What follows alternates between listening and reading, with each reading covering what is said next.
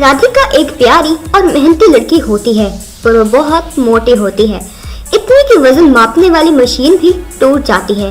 दुनिया भर के तरीके आजमाने के बावजूद भी उसका मोटापा कम होने का नाम ही नहीं लेता। उसके माता पिता को अपनी गोल मटोल राधिका से बहुत प्यार होता है। ऐसे ही एक दिन राधिका अपने पिता के साथ स्कूटर पर बैठकर बैंक जा रही होती है। तभी राधिका स्कूटर से गिर जाती है। तभी आसपास के लोग भारी भरकम राधिका को देखकर हंसने लगते हैं और उसका मजाक बनाने लग जाते हैं। राधिका आसपास के लोगों की बुरी सी नजरों और अपने मोटापे का मजाक बनते देखकर बहुत उदास हो जाती है। दिन गुजर जाते हैं। राधिका अपने मोटापे की वजह से डिप्रेशन की तरफ बढ़ने लगती है। इसी दौरान उसके लिए एक दुबले पतले रॉकी नाम के लड़के का रिश्ता आता है।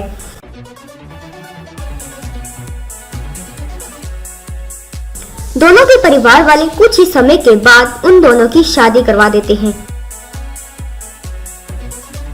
शादी की बात से ही उसकी सास और उसका पति रॉकी उसके मोटापे को लेकर मजाक बनाते ही रहते हैं। ऐसे ही एक दिन, अरे ओ हथनी, कहाँ चूटियां मार रही है, इधर आ।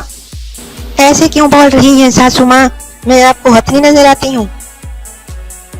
माँ, ये क्या बोलती रहती हो तुम? ये हथनी थोड़ी ना है, ये तो हथनी की नानी है। हाँ, और आपका बेटा क्या है? माचिस की तीली। ओए माचिस की तीली की मोटी मोटी बिल्ली, चुप कर। मैं क्यों चुप करूं? पहले अपने छुआरे से बेटे को तो देखो। अरे कोई ऐसा बोलता है, शरीर के साथ साथ दिमाग भी मोटा है तेरा। राधिका अपनी सास की बात सुनकर बुरा सा मुंह बना लेती है और गुस्से में वहाँ से चली जाती है। तभी दरवाजे पर बेल बजती है। अरे कामबख्त, खाना खाकर सिर्फ सोफा ही तोड़ती रहेगी कि जाके दरवाजा भी खोलेगी?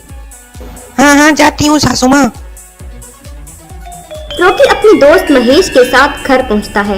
राधिका दरवाजा खोलती है, जिसे देखकर रॉकी का दोस्त मजाकिया मूड में आ जाता है। अरे नमस्ते भाभी जी, क्या बात है, आज तो तुम लड्डू जैसी लग रही हो।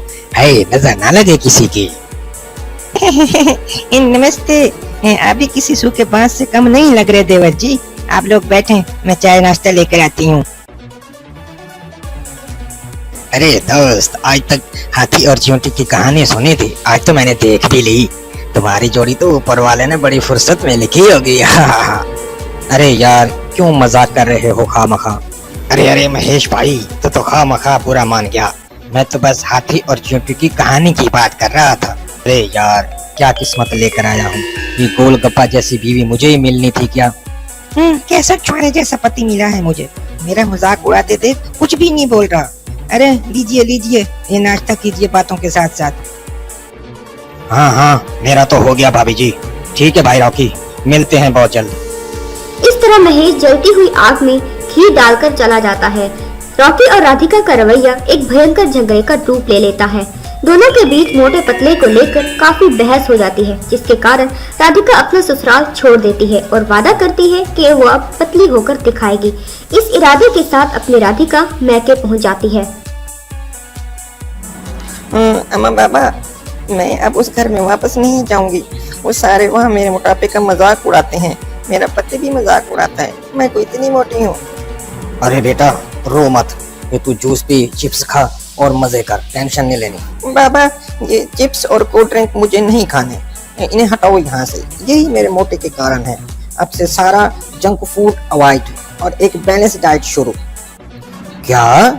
अरे बेटी, तू कह रही है? हाँ पापा, मैं कह रही हूँ, मुझे फिट होना है। अब मुझसे और ताने नहीं सुने जाते। इस तरह दिन गुजर जाते हैं। राधिका बैलेंस डाइट, एक्सरसाइज और योग करके अपने आप को फिट करना शुरू कर देती है। वहीं दूसरी तरफ उसके दुबले पतले पति की तबीयत बिगड़ने लगती है। उसे जॉन्डिस हो जाता है और बीमार हालत में बिस्तर पर लेटे लेटे अक्सर रॉकी यही बड़बड़ाता रहता है। माँ, मुझे नहीं लगता कि मैं अब बच पाऊंगा। माँ, मैंने अपनी बीवी के साथ बहुत गलत किया है। वही बिगड़ती हेल्थ के साथ साथ रॉकी की जमा पूंजी भी घटने लगती है। उसका कारोबार ठप पड़ जाता है। वहीं उसके पूरे घर में मायूसी छा जाती है। अपने घर में खुशियां लाने और बेटे की बीमार हालत देखते हुए रॉकी की माँ अपनी बहू राधिका को वापस बुलाने उसके घर चली जाती है। अरे चल ना राधिका, गुस्सा छोड़, चल अपने घर चल। कब तक मैके में पड़ी रहेगी? तेरा पति बहुत बीमार है। कौन सा पति, कौन सा ससुराल, जहाँ बात बात पर मेरे बेइज्जती होती है, मैं नहीं जाऊंगी। अरे बेटी, वो तुम्हारा अपना घर है, जहाँ 4 बर्तन होते हैं वहाँ खटपट तो होती रहती है, समझने की कोशिश कर। अपनी सास के इतना समझाने पर राधिका मान जाती है और अपने ससुराल चल पड़ती है, पर एक्सरसाइज, पढ़ाई और योग करना जारी रखती है। अपने बीमार पति रॉकी की दिन रात खिदमत कर उसे पूरी तरह ठीक कर देती है। इसके बाद उसे अपनी गलती पर पछतावा होता है और वो उससे माफी मांगता है। राधिका उसे माफ कर देती है और इसके बाद से वो हमेशा खुश रहने लगते हैं।